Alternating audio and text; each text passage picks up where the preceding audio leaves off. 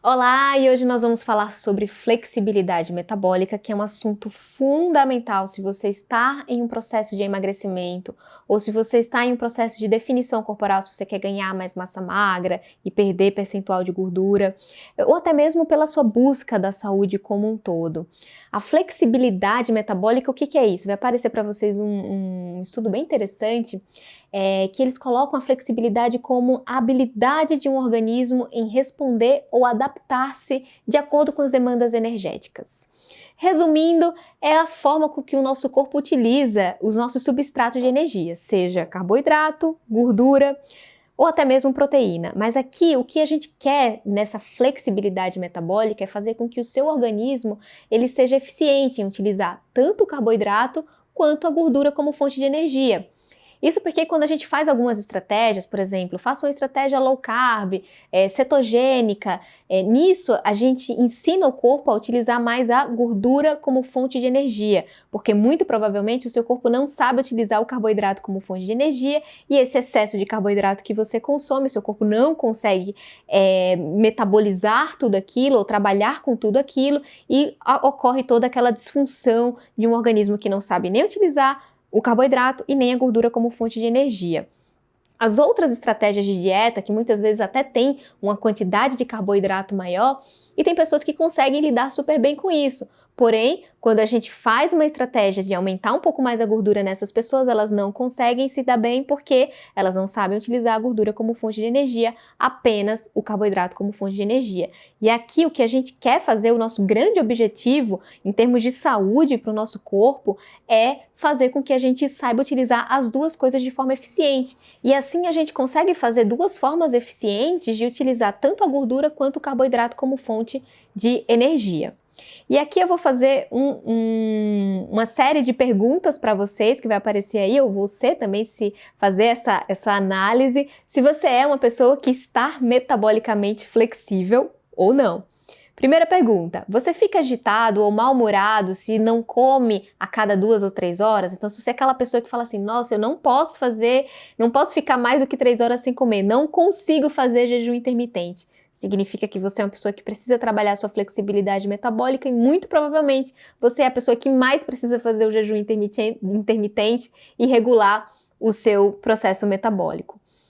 Você se sente fraco e cansado antes ou depois de comer? Então, quando você vai sentindo realmente que já vai esgotando ali sua reserva de energia, você já vai se sentindo cansado, fadigado, ou quando depois que come também você se sente assim mais cansado, fadigado, muito provavelmente seu processo digestivo também não tá bom e o seu corpo também não tá sabendo utilizar toda aquela demanda de energia.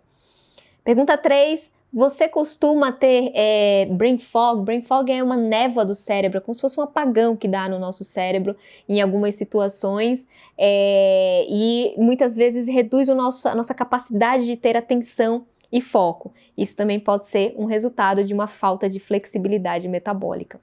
Pergunta 4. Você se sente ansioso se passa mais de 3 horas sem comida? Ansioso ou muito irritado? Se fica aquela pessoa que vira extremamente mal-humorado quando está com muita fome ou quando passa mais do que 3 horas sem comer? Isso também não é um bom sinal. E a quinta pergunta, você se sente nervoso se não tiver lanches à mão o tempo todo, né? Se você é aquela pessoa que precisa estar beliscando com um lanchinho, porque, nossa, se eu não comer agora eu vou ficar fraco, eu vou ter alguma coisa. Então isso significa que você precisa muito daquilo e normalmente são coisas que têm alto teor de carboidrato, porque o seu corpo só sabe utilizar o carboidrato como fonte de energia e depende daquele fornecimento para que você se sinta bem. Então isso não é um bom sinal. E a última pergunta é: você precisa tomar café ou cafeína para aumentar seus níveis de energia, especialmente no meio da manhã ou no meio da tarde? Isso aqui é crucial e muitas pessoas passam por isso. Então, necessitar do café para manter o seu estado de atenção, para manter seu nível de energia mental, isso também não é interessante, especialmente nesse horário. Então, significa que você está caindo com sua produção de energia e que é um sinal de que você não está metabolicamente flexível. E agora vamos falar das estratégias para realmente melhorar a sua flexibilidade metabólica e com que você saiba utilizar carboidrato e gordura como fonte de energia. Esse é um processo bastante complexo, tá? Dessa transição para que a gente possa utilizar a gordura como fonte de energia e, consequentemente, produzir corpos cetônicos, que é isso que eu falo tanto no vídeo sobre jejum intermitente, que eu vou colocar aqui na descrição desse vídeo, para vocês assistirem o vídeo sobre jejum intermitente, que lá eu explico todo esse processo de adaptação, produção de corpos cetônicos, que isso vai ser fundamental. E aqui o jejum intermitente vai ajudar muito a você ter essa sua flexibilidade metabólica, principalmente começando com janelas de 12 horas. Você não precisa começar a fazer o jejum intermitente com grandes tempos de jejum intermitente. Fazer uma janela de 12 horas e depois você vai aumentando. Uma vez ou duas vezes na semana, janelas um pouco maiores, e faz um jejum de 16 horas ou de 18 horas. Aumentar a produção de corpos cetônicos ela vai ser fundamental, seja através do jejum ou também das estratégias cetogênicas, tá? Então, se você resolver fazer uma estratégia cetogênica, vai ser fundamental também para potencializar a produção de corpos cetônicos. Fazer dias cíclicos, de dias que você come um pouco mais de carboidrato com dias que você come menos carboidrato e aumenta o teor de gordura na sua alimentação.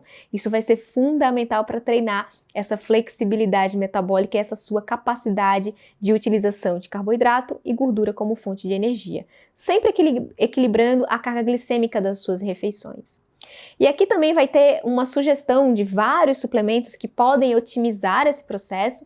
Esses suplementos eles têm como alvo a função mitocondrial, porque quem vai garantir essa flexibilidade metabólica realmente efetiva são as nossas mitocôndrias, porque é lá que a gente vai utilizar ou o carboidrato, a glicose como fonte de energia, ou a gordura, e até mesmo fazer esse estímulo de um processo que chama beta-oxidação, que realmente a gente vai utilizando mais, produzindo mais substâncias suficientes para que o nosso corpo saiba utilizar e produzir mais corpos cetônicos. Então aqui os exemplos nós temos a coenzima Q10, o seu primo, que é o PQQ, o ácido R-alfa-lipoico, que faz uma superproteção também mitocondrial, a N-acetilcisteína, que atua num processo antioxidante fundamental também para proteger as nossas mitocôndrias.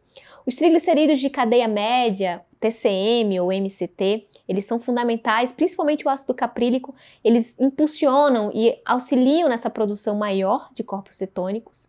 O magnésio, fitonutrientes que tem no matcha, no chá verde, né, na planta Camellia sinensis, é fundamental. Chá de alecrim, a folha de oliveira, berberina, o forscolin, curcumina, canela, enfim, existem vários outros componentes importantes que a gente potencializa as suas mitocôndrias e faz com que facilite esse processo de utilização tanto do carboidrato quanto de gordura como fonte de energia.